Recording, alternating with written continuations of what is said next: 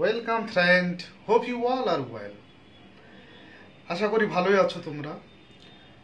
তো যাই হোক, আজকে একটু অন্য প্রসঙ্গে কথা বলি ভিডিওর শুরুতেই।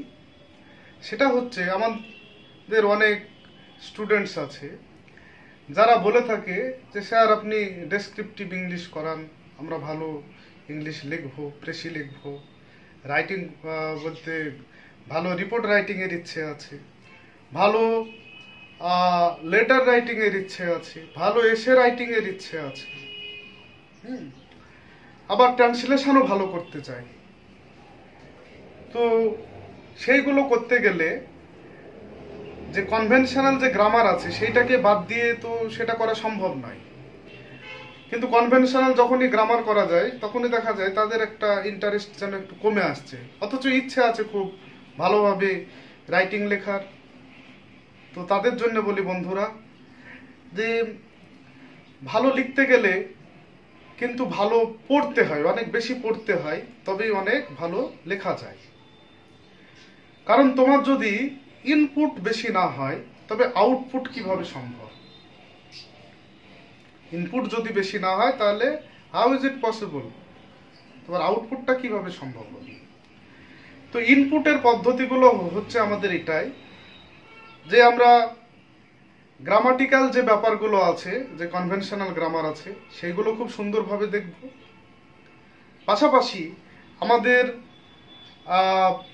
বিভিন্ন যে পত্রপত্রিকা আছে, নিউজ পেপার হতে পারে, বা বিভিন্ন বই আছে আমাদের, সে বইগুলো যদি ইংলিশ আমরা অন্তত 2, 3, 4 করে যদি প্যারাগ্রাফ আমরা পড়তে পারি এবং সেটাকে নিয়ে যদি একটু ভাবি যে কিভাবে লেখা আছে, তাহলে দেখা যাবে আমাদের ডেসক্রিপটিভ ইংলিশটা অনেকটাই সুন্দর হবে।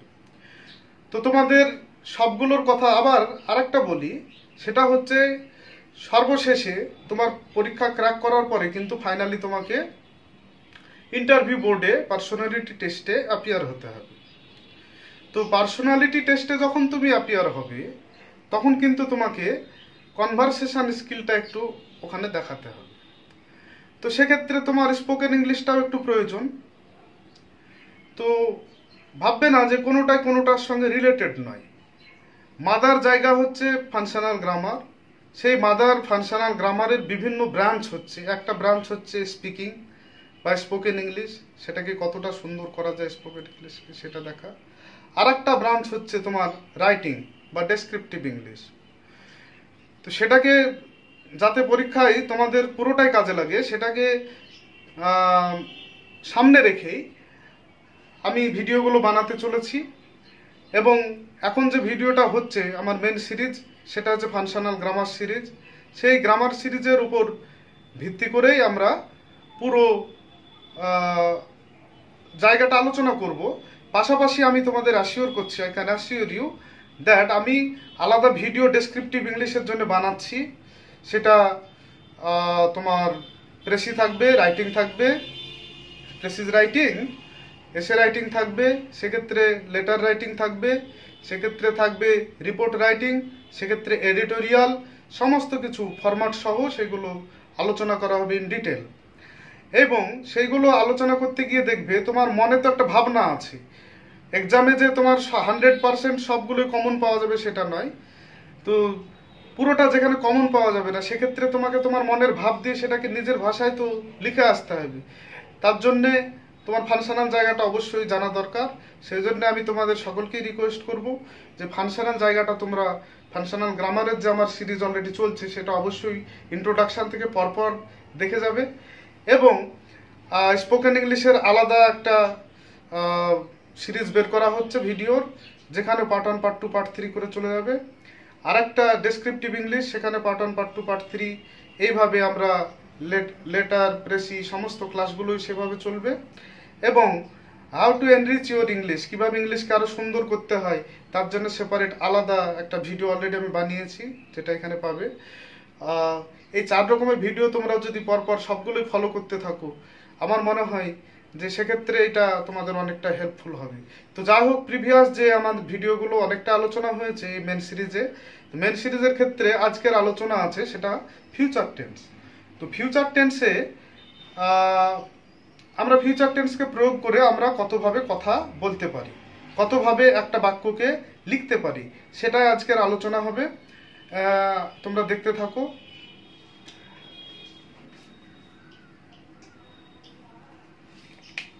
Future tense,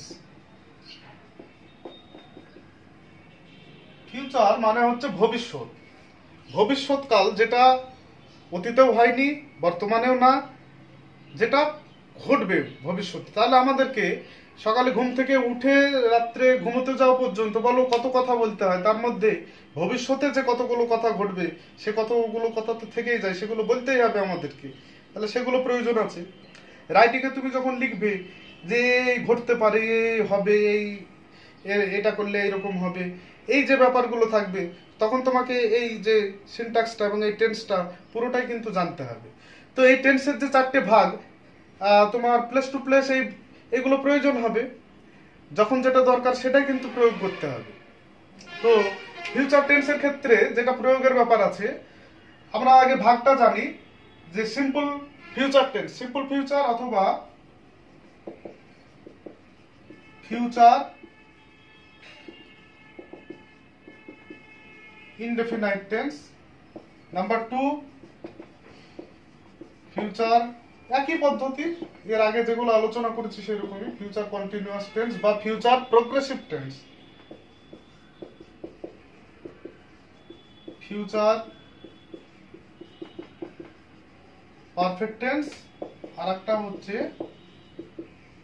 future perfect continuous tense. এইবার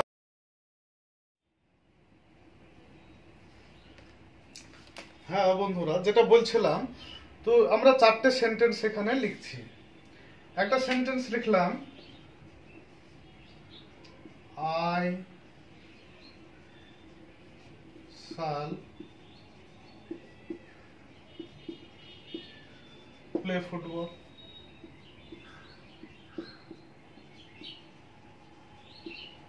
I shall be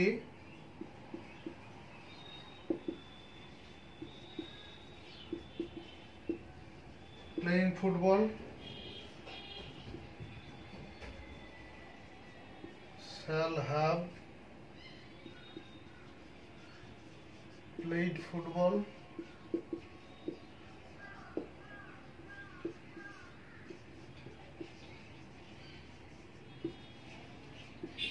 I shall have been playing football for 3 hours। 4টে sentence দেখো এখানে। প্রথমটাই কি আছে না, তো আই শ্যাল প্লে ফুটবল, এটা সাবজেক্ট। এটার মানেগুলো আমি আগে বলে দিই। এটার মানে হচ্ছে আই শ্যাল প্লে ফুটবল, আমি ফুটবল খেলবো, সিম্পলি আমি ফুটবল খেলবো। I shall be playing football, আমি ফুটবল খেলতে থাকবো। I shall have played football, আমি ফুটবল খেলিয়া থাকবো। I shall have been playing football for 3 hours, আমি 3 ঘন্টা ধরে ফুটবল খেলতে থাকবো। তাহলে 4 রকমই আমার সেন্টেন্স কিন্তু দরকার আছে এখানে। এবার যদি বলে যে তাহলে এটা কিভাবে আসলো একটু দেখে নি। এইটার ফরম্যাট হচ্ছে subject shall will plus V one plus object, subject shall V one object. Subject এই ক্ষেত্রে হয় যেটা কন্টিনিউয়াস, কন্টিনিউয়াসের ক্ষেত্রে নিয়ম হচ্ছে সাবজেক্ট প্লাস শ্যাল বি অথবা উইল বি প্লাস, এটা কন্টিনিউয়াস মানে তো আইএনজি থাকবে প্লাস অবজেক্ট। দেখো সাবজেক্ট এখানে শ্যাল বি যেহেতু আই আছে, V one I N G object. Subject এইখানটায় পারফেক্টে নিয়ম কি,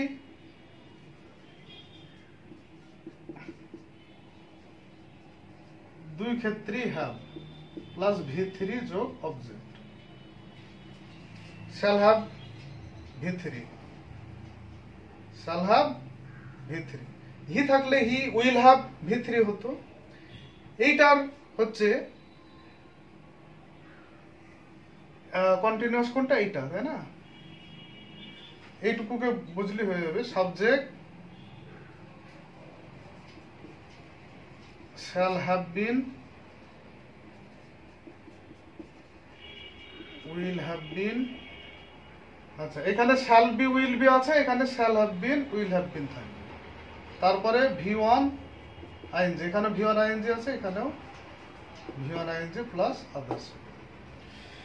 তো এই হচ্ছে ঘটনা। এইবার আমি বলি যে আমরা প্রেজেন্ট টেন্সে কি করতাম, শ্যাল উইলের সব জায়গায় কিন্তু শ্যাল উইল থাকবে, সব ক্ষেত্রে শ্যাল উইল থাকবে। আমরা প্রেজেন্ট ইনডেফিনাইটে সাবজেক্ট V1 অবজেক্ট করতাম, এইখানে আমাদের একটা বি লাগাতে হবে। তোমার অ্যামিজার লাগাতাম, তো ওখানে অ্যামিজার প্রয়োজন হতো কন্টিনিউয়াসে, সাবজেক্ট যোগ অ্যামিজার যোগ V1 যোগ আইএনজি। তো অ্যামিজার না এসে ওদের বাবা বি গোত্রীয়, তো বিয়ের পুত্র হচ্ছে অ্যামিজার, এরা হচ্ছে বিয়ের পুত্র, অ্যামিজার ওয়াজওয়ার এরা, তো ওদের বাবা হচ্ছে বি। তো যেখানে এই ফিউচার টেন্সের ক্ষেত্রে অ্যামিজার নিজে আসে না, সব সময় বাবাকে পাঠায়, বলো বাবা তুমি যাও, সরাসরি বি চলে আসে। ইনডেফিনাইটের ক্ষেত্রে দরকার হয়নি কারো, সাবজেক্ট শ্যাল উইল যোগ V1। আমরা ইনডেফিনাইটে কি করতাম, সাবজেক্ট যোগ V1 যোগ অবজেক্ট করতাম। ফিউচার মানে শ্যাল উইল আসবে, এটা মনে রাখবে। সাবজেক্ট V1 অবজেক্ট করতাম প্রেজেন্ট ইনডেফিনাইটে, এখানে subject shall will plus V1 object আসলো। আচ্ছা এইবার তোমার ফিউচার কন্টিনিউয়াসে আমরা কি করতাম, সাবজেক্ট যোগ অ্যামিজার যোগ V1 যোগ আইএনজি করতাম। তো এখানে কি আসলো, সাবজেক্ট আমি আগেই বলেছি শ্যাল উইল আসবে, এখানে শ্যাল উইল চলে এসছে।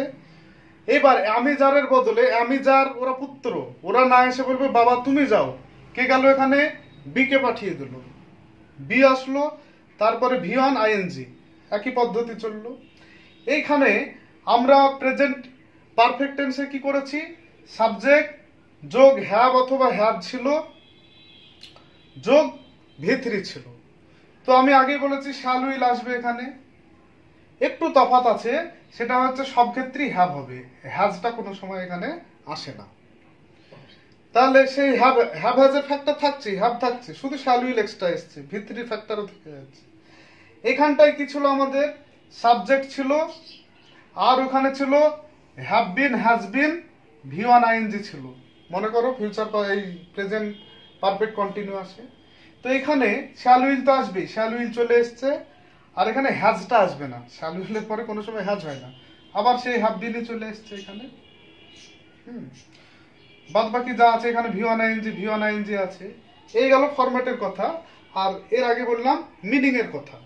এবার যেটা আসবে সেটা হচ্ছে এই সেন্টেন্স গুলোকে আমার নেগেটিভ করতে হবে, প্লাস হচ্ছে এটাকে ইন্টারোগেটিভ করতে হবে, যেগুলো আমরা আগের টেন্স গুলোতেও করেছি। যে আমি ফুটবল খেলবো আছে, তাহলে আমি ফুটবল খেলবো না সেটাও তো করতে হবে আমাকে। আমি কি বলেছিলাম এর আগে, যে যেগুলোতে আমার অক্সিলারি ভার্ব আছে, অক্সিলারি ভার্ব যেগুলোতে আছে সেক্ষেত্রে অক্সিলারি ভার্বের পরে নট বসিয়ে দিলে হয়ে যায়। সুতরাং এক্ষেত্রে শ্যাল উইল অক্সিলারি ভার্ব অবশ্যই থাকছে, সুতরাং আমাকে একটা নট এর পরে লাগাতে হবে। দেখি কোথায় নটটা লাগানো যায়।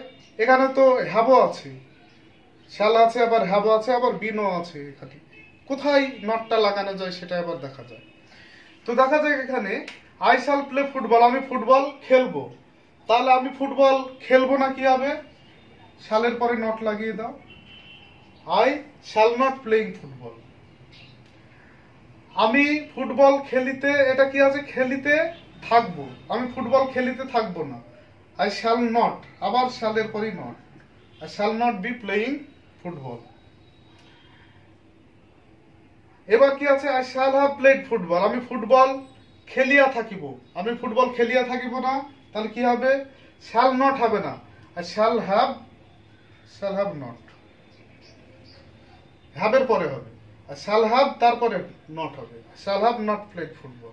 এক্ষেত্রে কি হবে যে আমি 3 ঘন্টা ধরে ফুটবল খেলিতে থাকিব, তাহলে আমি 3 ঘন্টা ধরে ফুটবল খেলিতে থাকিব না, তাহলে কি হবে I shall have not, have আর বিনের মাঝে নট এখানে। তার মানে মনে রাখবে যেখানে হ্যাভ আছে সেইখানে হ্যাভের পরে, এখানে কিন্তু এখানে শ্যালের পরে বসলো, এখানে কিন্তু শ্যালের পরে আর বসেন, এখানে হ্যাভের পরে বসেছে। আবার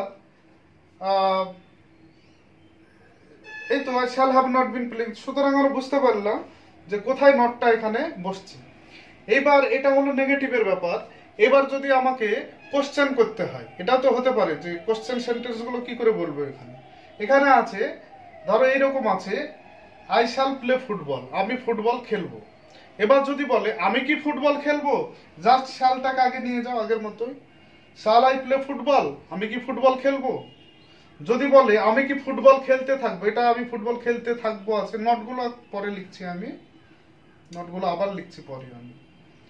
এবার এখানে আছে I shall be playing football, আমি ফুটবল খেলিতে থাকিব। তো তাহলে আমি কি ফুটবল খেলিতে থাকিব, জাস্ট এখানে কি করবে শ্যাল, শুধু শ্যালটুকুকে নিয়ে গেলে হবে, পরের গুলো নিয়ে যাওয়ার দরকার নেই। Shall I be playing football, shall I be playing football, শ্যালটাকে শুধু আগে নিয়ে আসবে। এখানে আছে I shall have played football, আমি ফুটবল খেলিয়া থাকিব। যদি বলে আমি কি ফুটবল খেলিয়া থাকিব, তখন কি করবে শ্যালটাকে আগে নিয়ে এসো, শ্যাল আই হ্যাভ প্লেড, শুধু শ্যালটা আসবে, হ্যাভ আসবে না, শ্যাল হ্যাভ আই প্লেড না, shall I have played football. এখানেও দেখো আমি 3 ঘন্টা ধরে কি ফুটবল খেলিতে থাকিব, তাহলে তুমি শুধু শ্যালটাকে নিয়ে এসো, shall I have been playing football for 3 hours. লাস্টে অবশ্যই সবগুলোতেই জিজ্ঞাসা চিহ্ন রাখতে হবে এইগুলোতে। এবার যেগুলো আমি নট দিয়েছিলাম, I shall not play football, football খেলবো না। I shall not be playing football, আমি ফুটবল খেলতে থাকবো না। আই শ্যাল নট, শ্যালের হ্যাভের পরে আসবে, I shall have not played football, আমি ফুটবল খেলিয়া থাকিব না। I shall have not been playing football for 3 hours, আমি 3 ঘন্টা ধরে ফুটবল খেলিতে থাকিব না। যদি কোশ্চেন করা হয় তাহলে কি হবে, শ্যাল নটটা গোটাটাই চলে যাবে এখানে, shall not I play football, বা শ্যান্ট উচ্চারণ করা যাবে, শ্যাল নটকে একসাথে না বলে শ্যান্ট।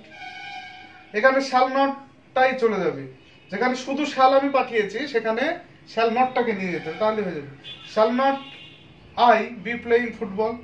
এখানে শ্যাল নট আছে, এখানেও হ্যাভের পরে নট আছে, তাহলে এখানে কি হবে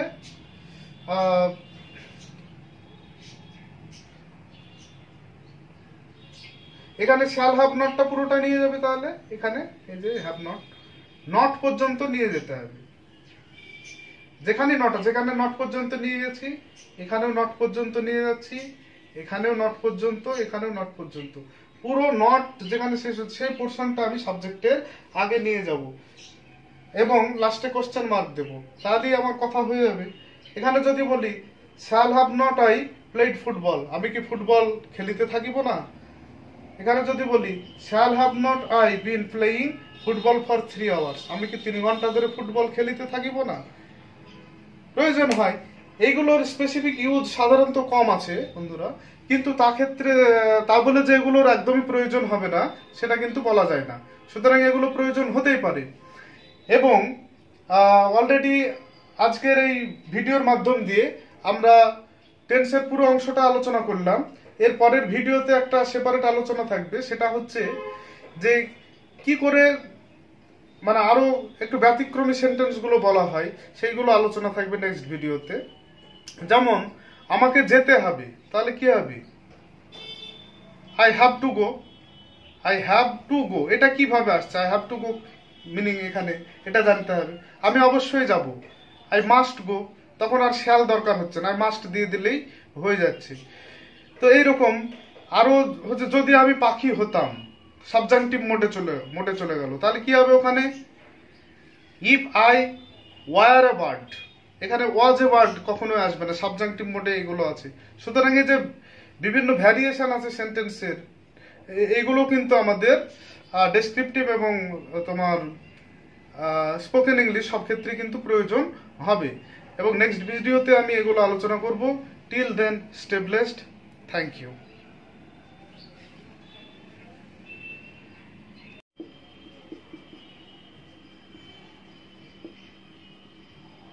আচ্ছা।